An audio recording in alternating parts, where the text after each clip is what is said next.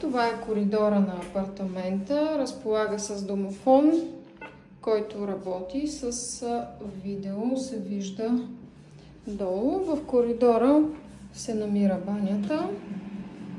Така, тя е с отделена част, която е за душа. Ето. Вляво е спалнята, която е много голяма, с хубав гардероб. Ето тук е спалнята. Изложението е юг. Вижда се Витуша. Тук от прозорците. Ето. Южно изложение и хваща и изток и запад. Тук има такива равчета. Ето това е спалнята.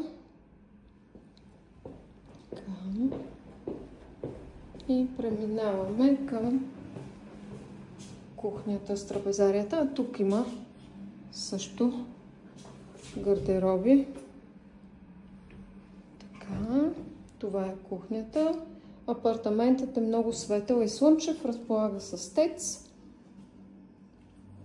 Така, пералня с сушилня, седомиална, печка с котлони и хладилник.